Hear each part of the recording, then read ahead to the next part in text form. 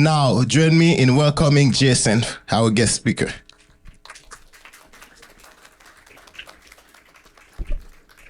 Thank you. Okay. Thanks everyone for coming out. Welcome to Please Pick Up Crafting and Executing Successful Vishing Attacks.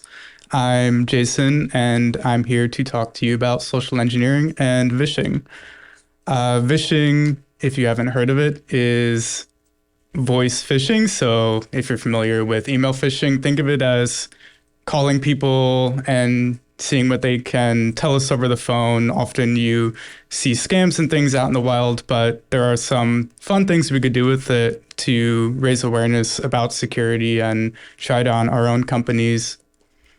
Before we get too much into that, a little about me. I'm primarily an application security engineer, not a social engineer, but I'm very passionate about human security and all things related. So security culture, awareness, ethics. I've had a lot of fun running security champions programs, also bug bounty programs. I think they're a really interesting opportunity for us professionals inside companies to build strong relationships with external researchers and keep them working with us in a fair way and keep them coming back and happy.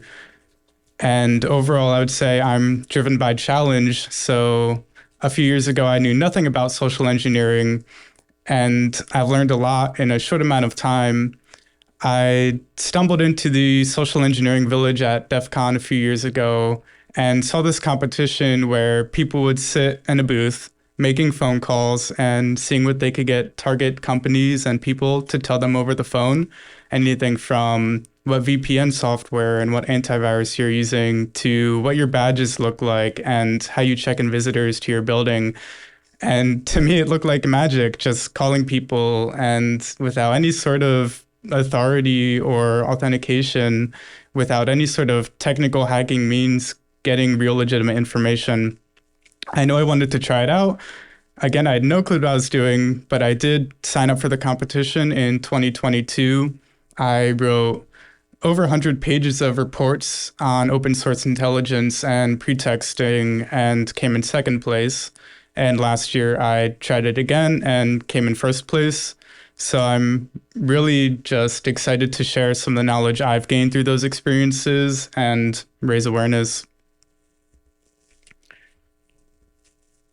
Starting off with open source intelligence, which is really the key to a lot of social engineering and vishing.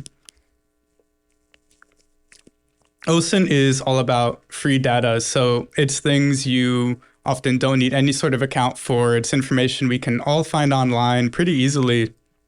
And it's tools we're familiar with, like search engines and social media. People love to overshare information on social media, and we can take advantage of that to learn about targets, whether they're companies or people, and gather things like email addresses, phone numbers, real information we can use to carry out vishing attacks. And even corporate websites are full of interesting files. A lot of times you might get marketing materials, but you might find employee handbooks and similar benefit information and things. Public data brokers are another fun one. If you've ever searched up your name or a family member or a friend on Google, you'll see these websites trying to sell you that person's phone number or email address or physical address. And often they want you to buy the data, so they'll give you like the first 3 digits of the phone number, but then maybe another website gives you the second half of the phone number, and then you've got the whole thing. So I have used this to piece together information from different data brokers, all for free without paying for anything. And it's kind of funny. Search engines are our best friend with open source intelligence. We can do a lot just building breadcrumbs and taking searches and expanding on them when we find new information. So a lot of the times you can start by narrowing a query to a specific site, like example.com or whatever your target company is. And then I always search for PDFs with the file type parameter, or you can search for Word docs, but a lot of times immediately, like I said, this will give you not only marketing data, but it also give you other interesting internal documents often that aren't properly locked down and somehow got indexed by the search engine.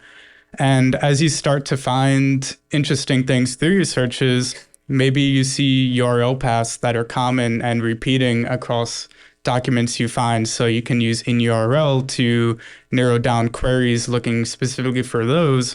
You might also find documents with common headers and footers and use in text to search for those keywords specifically. This will look for things in the document or web page bodies themselves. And it really is about building upon searches. It's not just adding query filter after filter after filter, but seeing what you find in one search and trying different queries, trying different websites and keywords, and branching out from there. Google is really useful for finding contact information itself for the people we're trying to get in touch with. Whether it's for phishing or vishing, you can find a lot of email addresses and phone numbers through some of these specific queries. Google doesn't always handle special characters well, so it might drop the @ symbol if you're searching for email addresses, but often you will get web pages and documents with legitimate URLs and email addresses. And area codes are another one that's obvious in hindsight to search for. But if you look up where a company is headquartered, you can start to search for that area code and similar ones in that area. And you'll often find employee contact information that way. When we're doing vishing, it's interesting to consider different time zones and the people we're calling. So area codes also help give us that sort of information. And building upon just Google searches, social media, like I said, people love to overshare. And some of my favorite information to find are day in the life videos or office tours on YouTube. These can come from companies themselves showing off new offices they built, or they can come from employees who are really excited about their first day of work and will go through showing you their desk and their office spaces. And you'll often see computer screens with software open on them. You might see reception desks and badge reader systems, access management things.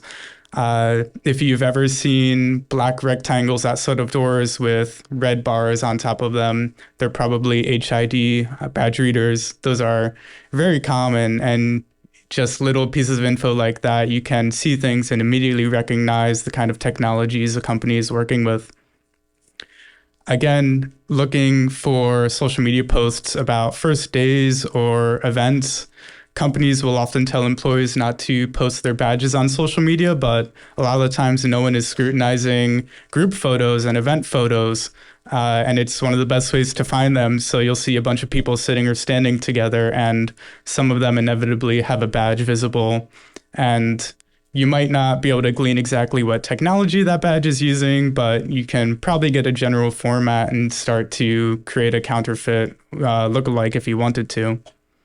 And finally, people get a lot of use through LinkedIn just posting their job descriptions and what they do, which is great. I do that. But people like to overshare there as well and will post specific technologies and vendors and tools they're using. And as we start to gather these breadcrumbs and pieces of information, it informs our social engineering attacks later on both who we're pretending to be and what we know about the company. So dropping hints and dropping names of software and vendors and tools throughout a phone call conversation establishes trust and really adds some context to who you're pretending to be. And I think OSINT is my favorite use of LinkedIn because I think it's the only productive use most of the time. Another fun thing to look at is maps themselves. So if you go on Google or Bing, you can pull up satellite images and street view, look around for entrances and loading docks to buildings. Again, look for badge readers, and maybe you can see where reception desks might be located, where security guards might be posted. We can actually find vendor information this way too. Maybe you look around a parking lot and see vehicles or vans with logos or company names on them from external vendors. And if you don't see them on your first try, a lot of these services will let you go back and look at previous captures of that satellite image data or street view data. So you can go back in time, and maybe a few years prior, you do find vehicles and other interesting images. Finally, for open source intelligence, we can lean on more technical sources. WiGoal is a really fun one. This is a physical location-based Wi-Fi search engine. So you put in a location and it'll give you Wi-Fi networks in that area. It is completely community-driven, so people will go around with their phones and laptops and scan for networks, contribute data, and WiGoal will want you to do that as well, but you do have some free credits to work with before they start limiting you. Super fun to look at. DNS Dumpster is another one where you can put in a website and it will pull up DNS records for that website, give you subdomains and other interesting places and information to look at. And that is most useful to build our Google searches and really narrow down from there for more searching on social media too. And finally, Shodan is a more broad web search. It'll take a keyword and look in server responses and web pages and things. So this is another tool that might turn up domains you didn't know about previously or hidden content that isn't normally indexed by Google and whatnot. So with all of these pieces in place and information we have about our targets and who we want to pretend to be, we can start to think about developing pretexts. And my top advice for pretexts is actually to keep it simple. We want to really minimize opportunities for doubt or confusion when we're talking to people. We don't want to waste time going on and on and on explaining who we are or answering questions. Really, the longer story and the more complicated story we try to create, the more room we're leaving for people to question us and hang up, and that's the opposite of what we want. So we can think about working in the details we've found through open source intelligence without making it a really complicated pretext. Often, there are only a few things we want to start off a pretext and get it going strong from the beginning and keep it going. First of all, establishing trust of who we're claiming to be in the first place. So this could be using a job title, or it could be a specific person's name that we're pretending to be we found on LinkedIn. You might want to be careful with that. If you're talking to someone who knows that person, it's very, very tricky. But job titles can be a good one. We want to establish urgency pretty quickly, a reason for the person to talk to us now instead of saying, just email me or call me back later or something. People will establish urgency often through background noises. You might play a sound of a crying baby or something, but we can also do it through narrative. I've used this story that I'm trying to complete a report and I just need this person to help me for a few minutes, and that works really well. And finally, momentum, which is keeping the call going and overall keeping the person we're talking to happy so they don't question us or want to hang up. And some of the best way to do this is just express gratitude and be friendly with the person. People ultimately want to help, and that's what we're abusing a lot of the time, for better or worse, in social engineering. It is people's good nature and desire to be friendly, so the more we can lean into that, the better, which is often exactly the opposite of what we see in real life, unfortunately. Real attackers do abuse fear and threats to get information out of targets, but at this point, the social engineering goes from pretending to be someone in authority to just trying to scam people outright and steal information or blackmail people. And this is not something we have to do as professionals, and it's something we should not do because it hurts our goal to demonstrate ethical hacking. It hurts us raising awareness and getting people interested in the work we do. And overall, it hurts our mission in the security community. This pretext is the one I've used pretty much exactly the past 2 years at DEF CON in that competition. You'll see I didn't really add any extra details here. I didn't name drop any technologies or even companies, really. I established that initial trust by claiming I was from corporate IT. I established urgency by saying I was just trying to wrap up this week's report. And again, I kept it simple, no complicated details. One of my favorite parts about this one was talking about negative feedback on cybersecurity initiatives. And as someone working in the field, I think we all know a lot better than most just how annoying the slideshow trainings are and how annoying the antivirus on our computers are and the VPN software. None of us really like all that cruft. And people love to complain and bond over complaints. So even just starting out this pretext by sharing that sympathy about, asking for feedback is really helpful and went a long way for me. So I do want to see if we can show off some of these open source intelligence techniques. Some companies are really great about locking down the stuff they have online. Some aren't. So this might go well, it might not. But if someone wants to shout out a medium, large size company name with a decent web footprint, we can try to see what we can find for a few minutes.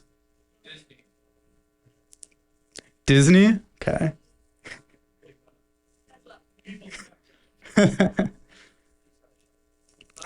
I'll take Disney because I heard that one first, I think.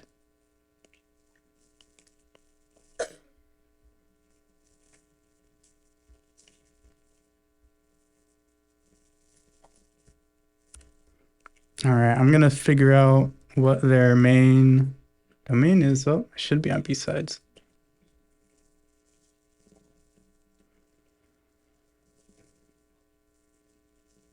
There it goes. All right, we can immediately, we have Disney.com. I know they have a bunch of domains, but let's try looking at Disney.com. Let's see if we can find any interesting PDFs right away. Some sweepstakes stuff. This looks like marketing material. Dorms. I'm curious what these dorm things are. Human resource management. Immediately have a telephone number here from a PDF we found. This looks like Disney College program, so some sort of course they're giving to maybe interns or people in this program. We probably can find a lot of these if we just start clicking on these documents. Here's a scholarship application. This one might have contact info at the bottom of it. Yep, we have someone from Nat Geo here. Oh, we do have another email address for Disney here too. So you can see immediately just with a very quick search, we can start to find PDFs that have real people's contact information in them. And this can inform our pretext to begin with. We might pretend to be someone applying for the scholarship or one of these programs. Let's try seeing what interesting subdomains we can find.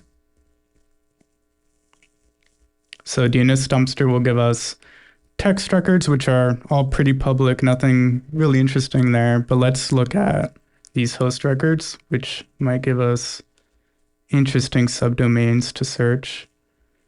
I bet Disney's going to have a lot of them. We can see mail servers, VPN, proxy.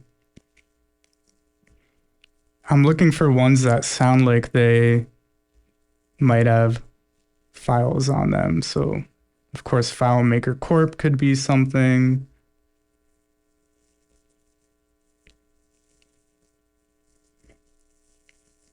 We got some chats. Let's try one of these. FileMaker. And see if this gives us anything at all. Some of these might not be indexed at all.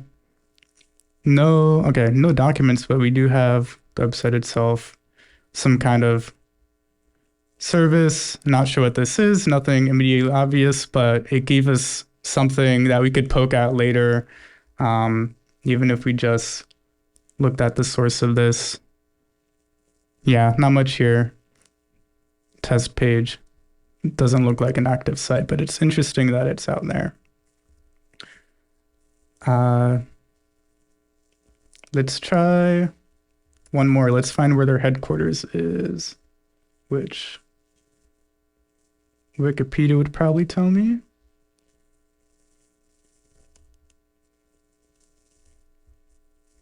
Or not.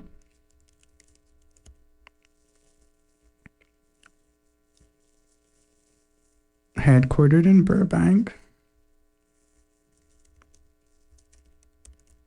Let's see if I can search them up.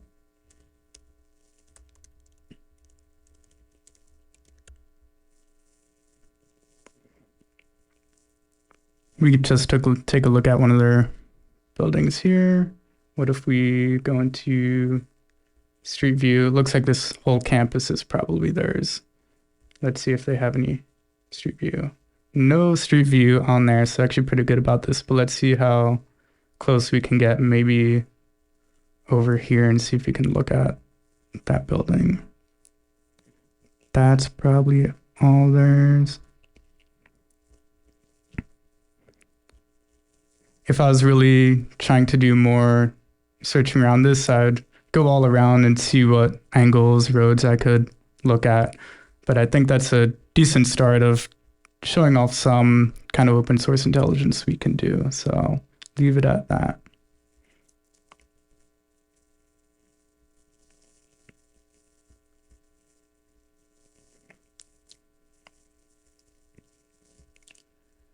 With all this in mind, the open source intelligence and the pretexting, I do want to talk a bit about professional applications and how we can do this ourselves and learn from it and spread awareness. I think when it comes to human security, training is not the answer, or at least not the whole answer. It's funny because in my successful phone calls at DEF CON, when I would ask people, have you taken a security awareness training? They would always say yes, and they would, tell me about this annual training they take, but clearly it hasn't been enough to stop them from talking to me and answering questions over the phone. And I don't think that's a failure on the individual people. I think everyone is vulnerable, and it just takes finding the right person at the right time in the right mindset.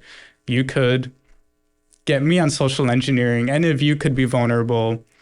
So how we can do better, I like to focus on technical controls and auditing.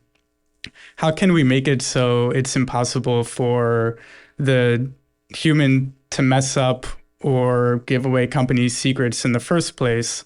Can we add stronger technical controls in front of our data and sensitive actions, even if it's just stronger authentication, like using hardware security tokens or passkeys, and auditing that access, making sure people only have access to the least amount of data and actions they need to do their job. And especially when unusual things are happening, how do we surface that through logging and alerts? Another thing we can do, leaning more into the human aspect again, is establish trust, transparency, and communication between our security teams and people at our companies. Like I said, I've had a great time doing this with security champions programs, but really any way we can get people interested and engaged in security helps both in personal life and professional life. Often people only care so much about protecting the data of their companies, but they really do care about protecting themselves and their friends and their families. And so if we can teach techniques to stay safe in both scenarios, it's really what will keep people engaged. And finally, if you are on a security team and have a chance to try internal vishing engagements, give it a shot. And whether it's a success or a failure, it can create interesting stories either way. Even failures can be really fun to talk about what you tried, what worked and what didn't work.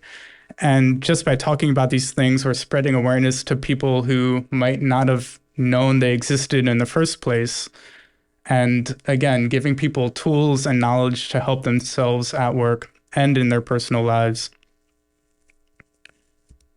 So with that, I'm happy to take questions from Slido. I have some contact information here, and I have a Medium blog where I've written up my experiences from DEF CON the past 2 years. So thank you all again for coming out.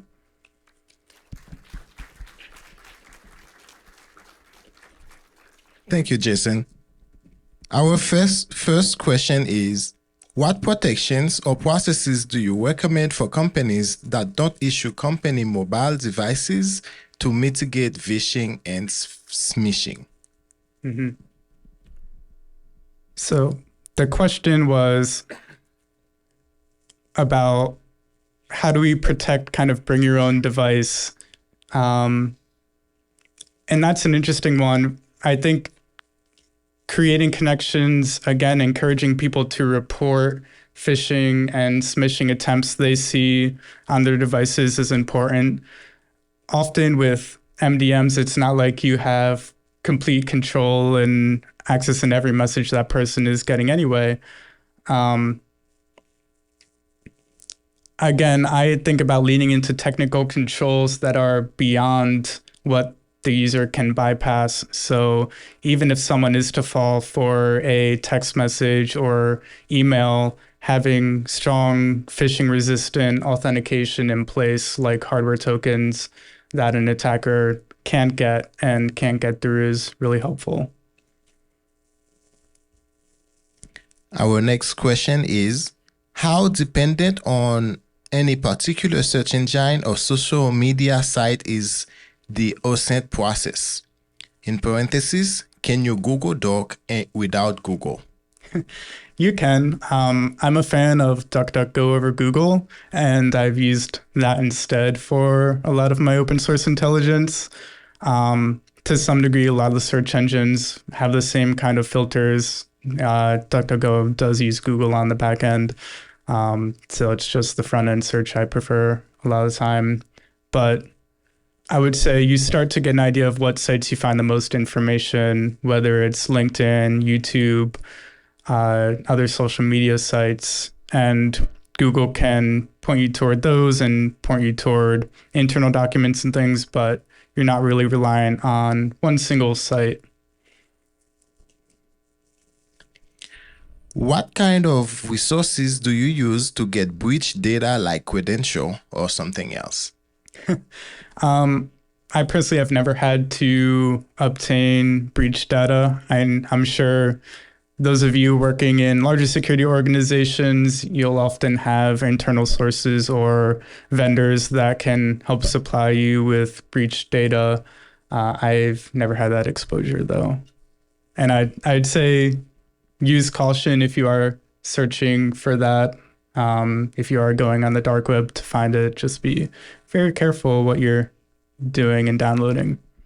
Our next question actually based on that. Do you utilize data from dark web for such campaigns? I have not. I think a lot of threat intelligence teams do. Really, if you're planning a phishing simulation or a vishing simulation, I don't think it's something we necessarily need to lean on. As we showed, we can get a lot just through public open source information, but often companies will use real breach data to target employee emails and whatnot that were surfaced in a certain breach. Often those are also useful just for knowing which employees need to reset passwords and maybe get extra security awareness training that their stuff might have been exposed in the first place. What training do you recommend to teach employees to identify viewing? What's the last part? Identify. Viewing. Viewing? Yeah. I think that question may be meant to ask to identify vishing. I don't think a lot of trainings talk about it much currently. Like I said, the best thing we can do is talk about real world examples. Probably everyone is familiar with the recent MGM attacks and compromising IT departments and whatnot that way. Vishing has actually been pretty prolific lately, and talking about examples we see in the news really gives people things to relate to and think about how it could happen to them. This is the last question we have time for. Have you tried social engineering with LLM? I remember when the ChatGPT hype started, I did see if I can get it to like write me some pretexts and stuff. I haven't tried any models that can do browsing, so maybe you can have them do open source intelligence for you. Often you can get them to write some kind of pretext by saying, pretend you're a security professional trying to do a vishing assessment or something. Sure, can probably spit out some kind of idea of a story for you, but I haven't really relied on that heavily. All right. And unfortunately, this is the time. If you have more questions, I encourage you to meet with Jason after and join me to thanking Jason for this presentation. Thank you.